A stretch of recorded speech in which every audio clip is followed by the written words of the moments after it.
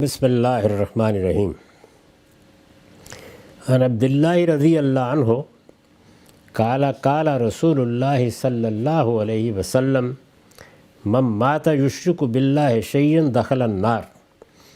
عبداللہ بن مسعود رضی اللہ عنہ روایت کرتے ہیں کہ رسول اللہ صلی اللہ علیہ وسلم نے فرمایا، جس شخص کی موت اس حالت میں آئی کہ جانتے بوجھتے اللہ کے شریک ٹھہراتا تھا وہ دوزخ میں داخل ہوگا۔ یہ بخاری کی روایت ہے 1168 رقم۔ اس میں جو بات بیان کی گئی ہے یہ قرآن مجید میں بطور اصول جگہ جگہ بتائی گئی ہے، چنانچہ میں نے لکھا ہے یہ بات قرآن میں بھی اسی صراحت کے ساتھ بیان ہوئی ہے۔ کیا بات؟ یہ بات کہ وہ شخص جو دنیا سے رخصت ہوا اور جب رخصت ہوا تو جانتے بوجھتے شرک کو دین کے طور پر اختیار کیے ہوئے تھا، تو یہ بتا دیا کہ اس کے لیے معافی کا امکان نہیں ہے، وہ جنت میں داخل نہیں ہو سکے گا۔ دو مقامات پر بڑی وضاحت سے قرآن نے یہ بتایا ہے کہ اللہ تعالیٰ شرک سے شرک سے نیچے ہر گناہ کو اپنے قانون کے مطابق معاف کر دے گا۔ ظاہر ہے کہ گناہوں کی نوعیتیں ہیں، کبیرہ گناہ ہیں وہ گناہ ہیں جو اللہ کے حوالے سے ہوتے ہیں، وہ گناہ بھی ہیں کہ جو بندوں کے حوالے سے ہوتے ہیں، تو ان کے معاف کرنے کے اپنے اپنے قواعد ہیں۔ یعنی کچھ گناہ ہیں جن میں تلافی ضروری ہے، کچھ گناہ ہیں جن کا کفارہ ادا کرنا ضروری ہے، کچھ گناہ وہ ہیں کہ جن میں توبہ ہی کافی ہو جاتی ہے، کچھ میں یہ ضروری ہے کہ جس کے ساتھ معاملہ ہوا ہے، کسی کی حق تلفی ہوئی ہے یا زیادتی ہوئی ہے تو اس کا ازالہ کیا جائے۔ تو ہر گناہ کا اپنا معاملہ ہے، لیکن اللہ تعالیٰ کہتے ہیں کہ ان سب میں معافی کا امکان ہے، گنجائش ہے۔ یغفر ما دون ذالک، یہ قرآن کے الفاظ ہیں۔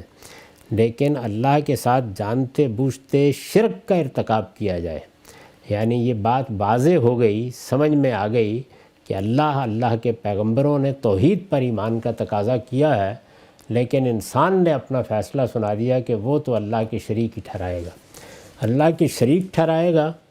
یہ ظاہر بات ہے کہ کوئی ایسی چیز نہیں ہے کہ نفس انسانی کی کسی کمزوری کا ارتکاب ہو گیا، بدکاری ہو گئی، شہوت کا غلبہ ہو گیا اور حدود سے تجاوز ہو گیا، یا انسان نے اپنی کسی مادی ضرورت کے لیے کسی کا حق مار لیا، کسی کے خلاف تعدی کر دی۔ یہاں صورتحال یہ ہے کہ ایک عقیدہ ہے جو انسان نے اختیار کیا اور بڑا بے لذت گناہ ہے، لیکن انسان کے تعصبات بسا اوقات اس کو وہاں لے جاتے ہیں کہ وہ شرک پر مبنی عقائد اختیار کرتا ہے اور اس کے لیے مرنے مارنے کے لیے تیار ہو جاتا ہے۔ تو اس طرح کے لوگوں کو بتا دیا کہ جب جانتے بوجھتے شرک کا ارتکاب کرو گے تو اللہ کے ہاں اس پر معافی نہیں ہے۔ یہ بات قرآن میں بھی اسی صراحت کے ساتھ بیان ہوئی ہے۔ اس کی وجہ یہ ہے کہ شرک خدا پر افتراء ہے، یعنی شرک اصل میں اللہ پر جھوٹ باندھنا ہے۔ جب شریک کسی کو ٹھہرایا جائے اور اس کو اس کے تمام فروع میں سمجھ لینا چاہیے، یعنی میں یہ کہتا ہوں معاذ اللہ کہ اس کائنات کو جس ہستی نے بنایا ہے کوئی اور ہے جس میں وہ حلول کر گئی ہے، اور اب دنیا میں وہی اس کا مظہر ہے، یا اس کا کسی کے ساتھ اتحاد ہو گیا ہے، اور اب میرے سامنے اس کی جو تصویر ہے وہی گویا اس کی حقیقت بھی ہے۔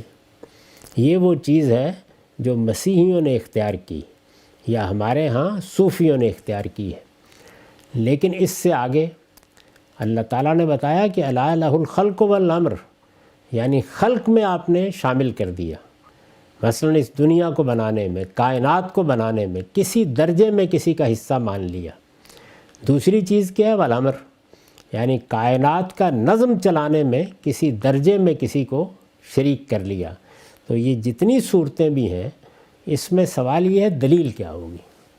یعنی اگر کوئی کہتا ہے کہ فلاں خدا کا بیٹا ہے، یا مثلا ہمارے ہاں بعض لوگ یہ کہتے ہیں کہ یہ پورا عالم جو آپ کو نظر آ رہا ہے اس کی کوئی حقیقت نہیں، یہ اصل میں ذات خداوندی یا ذات بہت ہی کا کہ تعینات کا نام ہے، یا یوں کہہ لیجئے کہ یہ گویا جسدی ظہور ہے ذات خداوندی کا۔ یا اسی طریقے سے کچھ لوگ اس سے نیچے آ کے کہتے ہیں کہ فلاں کو یہ اختیارات حاصل ہیں، فلاں کو اللہ تعالیٰ نے فلاں فلاں معاملات میں یہ ذمہ داری دے رکھی ہے، زمین کا نظم فلاں آدمی چلا رہا ہے، فلاں قسم کے معاملات وہ ہیں کہ جن میں اللہ کے پاس جانے کی ضرورت نہیں، فلاں بندے کو اختیارات حاصل ہیں۔ ایسی سب چیزوں کے لیے اللہ تعالیٰ قرآن میں کہتے ہیں کہ یہ بتاؤ یہ میں نے اختیار دیا ہے کسی کو؟ اگر میری سند ہے تو پیش کرو، اور اگر یہ نہیں ہے تو کس بنیاد پر کہہ رہے ہو؟ یعنی اس میں علمی غلطی لگنے کا تو سوال نہیں۔ ہمارا جو کچھ بھی علم ہے اس میں ظاہر ہے کوئی چیز یا ہمارے تجربے میں آئے گی یا مشاہدے میں آئے گی، پھر اس کا استقراء کریں گے، اس کی بنیاد پر کوئی مقدمات قائم ہو گئے۔ انسانی علوم ایسے ہی کام کرتے ہیں۔ یہ ہے کیا؟ یہ تخیل کی کرشمہ سازی ہے، ایک میتھالوجی ذہنی لحاظ سے بنائی اور بنا کے اس کے عقلی تقاضوں کو لوگوں کو سمجھانا شروع کر دیا۔ تو یہ افتراء علی اللہ ہے، یعنی اس میں جو بات کہی جا رہی ہے چونکہ اللہ کے حوالے سے کہی جا رہی ہے، اللہ نے فلاں کو یہ حیثیت دی ہے، اللہ نے فلاں کو یہ مرتبہ دیا ہے، اللہ نے فلاں کو یہ اختیار دیا ہے، یا اللہ نے اپنے ظہور کے لیے فلاں جسد کو منتخب کیا ہے، یہ بات جب بھی کہی جائے گی اللہ کے حوالے سے کہی جائے گی تو یہ اللہ پر افتراء ہے، اللہ پر جھوٹ باندھنا ہے، یعنی اپنی طرف سے ایک جھوٹی بات بنا کے اللہ کے حوالے سے پیش کرنا ہے۔ اس کو اس زاویے سے دیکھیے تو شرک گویا بہت بڑا گناہ، بہتان اللہ تعالیٰ کے معاملے میں ایک خلاف حقیقت کا بیان ہے۔ اس کی وجہ یہ ہے کہ شرک خدا پر افتراء ہے، اور اس لحاظ سے سب سے بڑا جرم ہے جس کا ارتکاب کوئی شخص خدا کی زمین پر کر سکتا ہے۔ یعنی ہم بھی بہت سے گناہوں کا ارتکاب کرتے ہیں، لیکن یہ معلوم ہے کہ سیاسی سطح پر سب سے بڑا جرم کیا ہوتا ہے جس پر بالعموم موت کی سزا دی جاتی رہی ہے، اور وہ یہ کہ آدمی اپنی قوم یا اپنے ملک کے خلاف بغاوت کر دے۔ یہ اللہ تعالیٰ کے خلاف بغاوت ہے، اس پر جھوٹ باندھنا ہے۔ اس سے توبہ اور رجوع کے بغیر کوئی شخص اگر دنیا سے رخصت ہو جاتا ہے، اللہ تعالیٰ نے یہ اہتمام کر رکھا ہے کہ انسان کے اندر بھی اپنی ربوبیت اور اپنی توحید کا شعور رکھا ہے۔ انبیاء علیہم السلام کی دعوت کا بنیادی نقطہ یہی ہے، اور وہ اس کی منادی کرتے رہے ہیں انسانی تاریخ میں، صالحین اس پر توجہ دلاتے رہے ہیں۔ اس وقت دنیا میں ایک ہی کتاب ہے جس کے بارے میں یہ کہا جا سکتا ہے کہ وہ بین ہی جس طرح پیش کی گئی ویسے ہی ہمارے پاس موجود ہے، وہ قرآن ہے۔ وہ اسی توحید کی منادی کرتا ہے، اس شرک کا ابطال کرتا ہے۔ اس سے پہلے جو آسمانی صحیفے ہیں ان میں سے کسی کو اٹھا کر پڑھ لیجئے، تورات کو، انجیل کو، زبور کو، انبیاء کے صحائف کو، سب اس کی گواہی دیتے ہیں۔ اب اتنے بڑے پیمانے پر باطن میں، ظاہر میں اللہ تعالیٰ نے شرک سے متعلق غلطی پر متنبہ کرنے کا اہتمام کیا ہے۔ اتنے بڑے پیمانے پر اس اہتمام کے باوجود آدمی توبہ نہیں کرتا، رجوع نہیں کرتا۔ اس سے توبہ اور رجوع کے بغیر کوئی شخص اگر دنیا سے رخصت ہو جاتا ہے تو خدا کی بارگاہ میں پھر اس کے لیے معافی کا کوئی امکان نہیں ہے۔ توبہ اور رجوع کا موقع ظاہر ہے کہ مرنے تک ہے، اور دنیا میں جو شعور کی عمر کو پہنچتا ہے آدمی تو یہ جو کچھ میں نے عرض کیا اس سے واقف ہو جاتا ہے۔ کوئی شخص نہیں ہے جو اس سے واقف نہ ہوتا ہو۔ اس سب کچھ سے واقف ہونے کے بعد بھی دو ہی صورتیں ہو سکتی ہیں، وہ یہ ہے کہ یا تو واقف ہونے کے عمل کے رستے میں اپنی غفلت سے پردہ ڈال دیا، اور یا واقف ہوئے اور سرکشی اور عناد کی بنیاد پر انکار کر دیا، تو اللہ تعالیٰ کے ہاں یہ دونوں عذر قابل قبول نہیں ہیں، اس لیے یہی نتیجہ نکلے گا۔ اسی ذیل کی ایک روایت ہے یہاں پر جس میں یہ بات بھی بیان ہوئی ہے کہ اللہ کا کسی کو شریک نہیں ٹھہرانا، اور کچھ اور بڑے گناہوں کو بھی بیان کیا ہے۔ یہ عبداللہ رضی اللہ عنہ سے روایت ہے، ان عبداللہ رضی اللہ عنہ قال رجل یا رسول اللہ ای الذنب اکبر عند اللہ قال ان تدعو اللہ ندا وهو خلقک قال ثم ای قال ثم ان تقتل ولدک خشیت ان یتم معک قال ثم ای قال ثم ان تزانی بحلیلۃ جارک۔ یہ بھی بخاری کی روایت ہے، اور بخاری میں 6382 رقم ہے۔ عبداللہ رضی اللہ عنہ سے روایت ہے کہ ایک شخص نے عرض کیا یا رسول اللہ اللہ کے نزدیک سب سے بڑے گناہ کیا ہیں؟ آپ نے فرمایا یہ کہ تم کسی کو اللہ کا شریک ٹھہراؤ درا علیہ کہ وہ تمہارا خالق ہے۔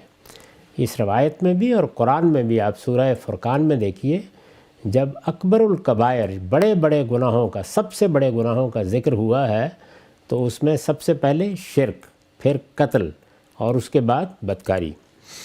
اس شخص نے پوچھا کہ اس کے بعد؟ آپ نے فرمایا یہ کہ تم اپنی اولاد کو اس اندیشے سے قتل کر دو کہ تمہارے ساتھ کھانے میں شریک ہوگی۔ یعنی بچہ پیدا ہو گیا، اللہ تعالیٰ نے ایک نعمت دے دی، اب اس کے بعد اس کی جان لے لی جائے۔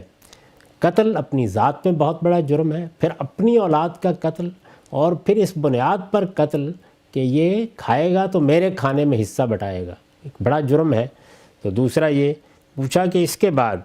آپ نے فرمایا پھر یہ کہ تم اپنے پڑوسی کی بیوی کے ساتھ زنا کا ارتکاب کرو۔ یعنی زنا ایک جرم، اپنی ذات میں ایک بڑا گناہ، پھر یہ کہ آدمی سے اس کے پڑوسی کی بیوی بھی محفوظ نہ رہے، یعنی قریب کے لوگوں پر بھی۔ وہ پرانے زمانے میں کہاوت رہی ہے نا کہ بلا بھی 7 گھر چھوڑ دیتی ہے، لیکن پڑوسی پر حملہ آور ہو جائے آدمی تو پڑوسی کا تو اور بھی بہت حق ہے۔ یہ جو چیزیں بیان ہوتی ہیں یہ اصل میں کسی جرم کی شناخت بتانا ہوتا ہے۔ یہ ایسے ہی ہے جیسے ہم کہیں کہ ایک آدمی نے چوری کی ہے، اور چوری بھی کیا، مسجد میں جا کر چوری کی ہے، تو اس کو بیان کیا رسول اللہ نے کہ یہ بہت بڑے بڑے گناہ ہیں۔